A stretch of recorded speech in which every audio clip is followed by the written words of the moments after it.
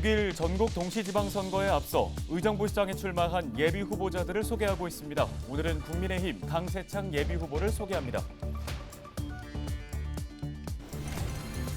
국민의힘 이흥규 예비 후보가 양주시장 선거에 출사표를 던집니다. 이흥규 후보의 공약 살펴봅니다. 의정부 시민 69%가 버스 전용차로 일명 BRT에 만족한다는 조사 결과가 나왔습니다. 의정부시가 현장 조사와 시 홈페이지를 통해 설문조사한 결과 BRT 중앙버스를 이용하는 시민들의 69.3%가 만족한다고 답했고 해당 버스를 운행하는 운전자의 88.9% 역시 만족한다고 답했습니다. 경기도가 일반 의료체계 전환에 따라 감염병 전담 병상과 생활치료센터를 단계적으로 축소하기로 했습니다.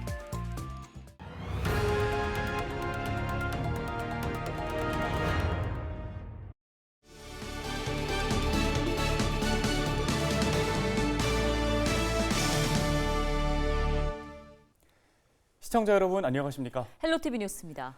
헬로티비 뉴스에서는 6월 1일 치러지는 전국 동시지방선거 출마 예정자들을 소개하고 있습니다. 먼저 의정부시장에 출마한 국민의힘 강세창 예비 후보를 소개해드립니다. 네, 강세창 예비 후보는 헬로티비 뉴스와의 인터뷰 요청에 서면으로 응하였음을 미리 알려드립니다. 김소영 기자입니다.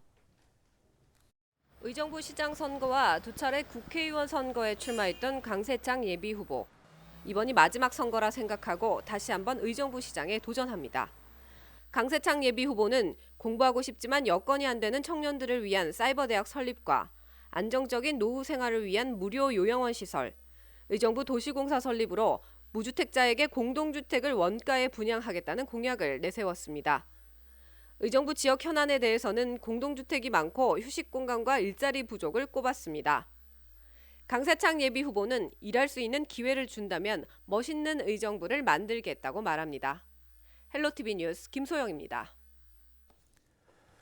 다음은 양주시장 선거에 출마한 예비 후보자를 소개합니다. 오늘은 국민의힘 이흥규 예비 후보를 소개할 텐데요. 후보 소개 순서는 예비 후보자가 중앙선거관리위원회에 등록한 순서에 따랐음을 말씀드립니다. 이지훈 기자입니다. 양주시장 선거에 출사표를 던진 이흥규 예비 후보. 이 예비 후보는 양주 발전을 위해 발로 뛰고 몸으로 부딪히며 돈 벌어오는 시장이 되겠다고 말합니다. 지역 발전을 위하여 보고 느끼면서 준비하였습니다. 이제 획기적인 발전을 위해선 저 이흥규와 같은 넓은 시야와 경험이 바탕이 되어야 한다고 생각합니다. 이 예비 후보는 정치일 출신으로 양주시 의원 2번, 경기도의원 1번을 역임했습니다. 의정활동 경험과 행정 경험, 그리고 학문 경험을 두루 한 것이 본인의 강점이라고 말합니다. 경기도의원을 거치고 고려대학교 정치대학원에서 도시지방행정학을 전공하였습니다. 저만큼 경험과 실력을 갖춘 후보는 없다고 생각합니다. 이 예비 후보는 양주 경제자유구역 지정 추진을 첫 번째 공약으로 꼽았습니다. 이를 통해 대기업을 유치하고 일자리를 만들어 지역 경제를 살리겠다고 약속합니다. 1호 공약은 양주 경제자유구역 지정 추진입니다. 각종 세금 감면, 규제 완화를 통해 국내의 기업 및 투자 유치의 길을 열어주는 특별구역입니다. 이 예비 후보는 또 양주와 서울을 하나의 교통 네트워크로 연결하겠다며 교외선 양부 서부철도 연장과 7호선 고우복정 구간 조기 개통을 공약했습니다. SOC 사업의 확충입니다. 저희 지역에 추진되고 있는 각종 SOC 사업을 저는 적극 추진할 계획입니다. 헬로티비 뉴스 이지훈입니다.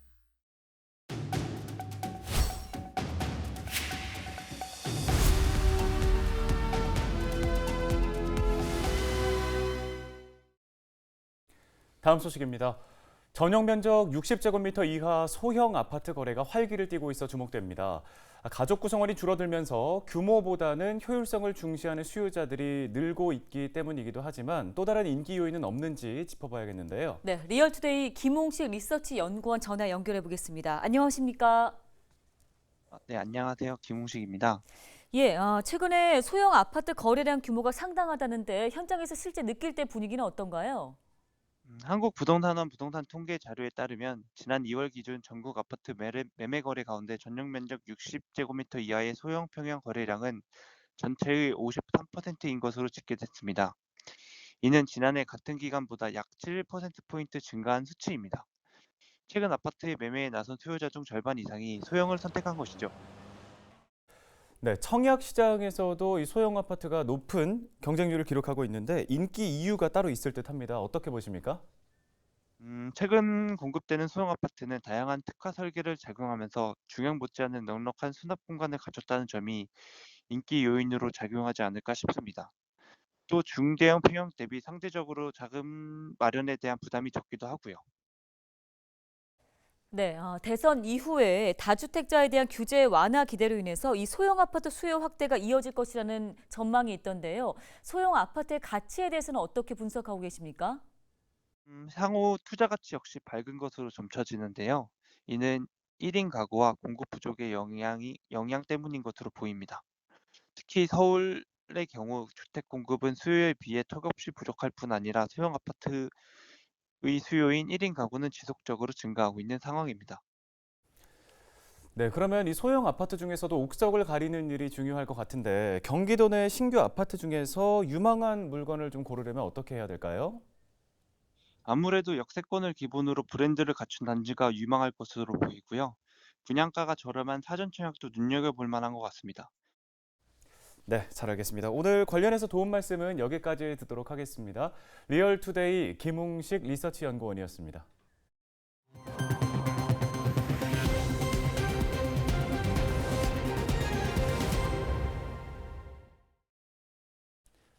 의정부 시민의 69%가 버스 전용차로 일명 BRT에 만족한다는 설문조사 결과가 나왔습니다.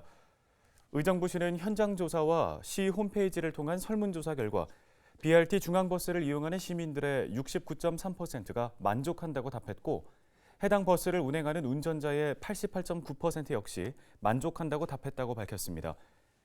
의정부시는 지난 2018년 10월부터 국도 3호선 대체 우회도로 내 장암 고가도로 호장교 북단 4.4km 구간에 24시간 전일제 버스 전용 차로를 운용했습니다. 버스 전용 차로를 통행하는 BRT 중앙버스 노선은 10-1번과 10-2번 등 6개의 노선이 있으며 지하철 7호선을 이용하는 시민들의 빠른 발이 되고 있는데요. 시는 이번 조사에서 배차 간격이 다소 길다는 의견이 많았다며 이를 개선할 수 있도록 노력하겠다고 밝혔습니다. 경기도의 코로나19 신규 확진자가 5만 1,796명 발생해 전날보다 2천여 명 감소했습니다. 사망자는 39명 발생해 전날보다 9명 늘었고 누적 사망자는 5,214명으로 증가했습니다. 시군별로는 수원시가 4,400여 명으로 가장 많이 발생했고 의정부 1,600여 명, 양주 800여 명, 포천 560여 명, 동두 1,400여 명, 연천 240여 명 등입니다. 재택치료자는 25만 2천여 명으로 전날보다 만여 명 줄었고 중증 환자 병상 가동률은 50.7%로 전날보다 5%포인트 높아졌습니다. 경기도가 일반 의료체계 전환에 따라 감염병 전담 병상과 생활치료센터를 단계적으로 축소하기로 했습니다. 도는 지난 2월 50%까지 상승했던 중등증 병상 가동률이 최근 31%까지 내려왔으며 생활치료센터의 가동률도 13.6%로 크게 감소했다고 밝혔습니다. 이에 따라 감염병 전담 병상은 병원별 축소 계획을 파악해 오는 18일부터 시행하게 되며 11곳의 생활치료센터는 5곳을 일시 중단하기로 했습니다. 대신 재택치료의료상담센터 73곳과 비대면 진료가 가능한 병의원 2,400여 곳을 운영하기로 했습니다.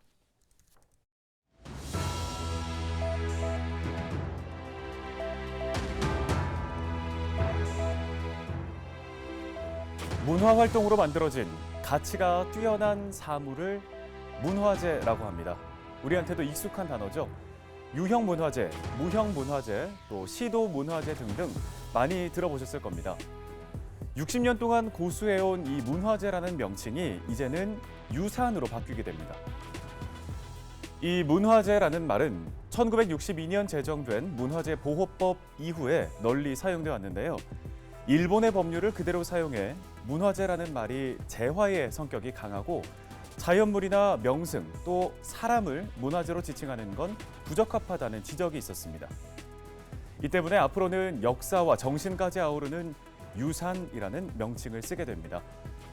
국가무형문화재는 국가무형유산, 국가등록문화재는 국가등록유산, 시도문화재 자료는 시도문화유산 자료 이렇게 명칭이 바뀌는 겁니다.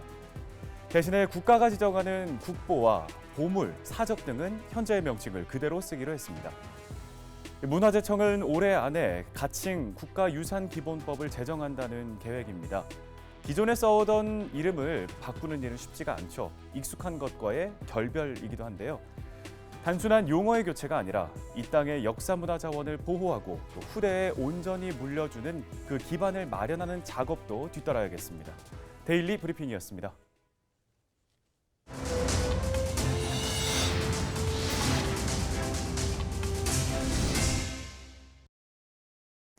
다음 소식입니다. 연천군 인구가 지난달 증가세를 나타냈습니다. 지난달 말 기준 연천군 인구는 42,784명으로 직전달에 비해 59명이 증가했는데요.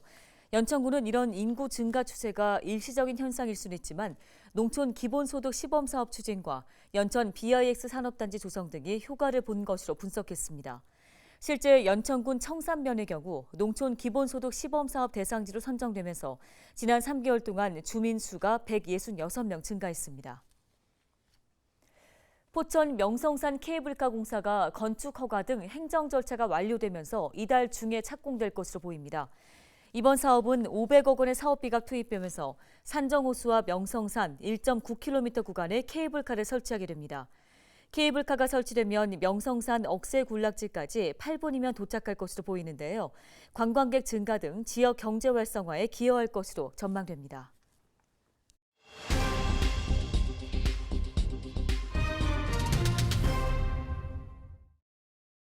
안녕하십니까. 더불어민주당 양주시장 예비후보 박재만입니다. 경기도의회 10대 전반기 도시환경위원장을 역임했고 후반기에는 예산결산특별위원회 위원장을 역임했습니다. 도시환경위원장을 역임하면서 양주시 도시발전을 위해 무엇을 할 것인가를 많이 연구를 했습니다. 그리고 경기 북부의 기반시설은 지금부터 시작을 하고 있습니다. 경기 북부의 중심이 되는 양주시가 되기 위해서 국회의원 정성호 의원님과 함께 양주 발전을 위해 최대한 노력을 하고 있습니다. 앞으로도 경기 북부 중심 도시로 가는 양주시의 발전을 정성호 국회의원님과 함께 최선의 노력을 다해서 국민의 양주 시민의 삶이 행복하도록 하겠습니다. 감사합니다. 존경하는 양주 시민 여러분, 저는 6월 1일 치러질 지방선거에 양주시장에 출마한 박종성입니다. 저는 40여 년의 공직생활과 자원봉사센터장을 역임하면서 시민 여러분들로부터 가장 깨끗하고 가장 역량 있는 사람으로 평가를 받아왔습니다. 앞으로도 미래의 양주를 위해서 저의 모든 것을 바치겠다는 각오로 열심히 일하겠습니다. 지금 7분의 후보자들이 양주시를 위해 등록을 마쳤습니다. 시민 여러분, 미래 양주를 위해서 현명한 선택을 해 주시기를 바랍니다. 오로지 양주시와 양주 시민을 위하고 공익을 위하는 사람이 누군지 잘 판단하셔서 저 박종성 후보를 꼭 선택해 주시기 바랍니다. 감사합니다.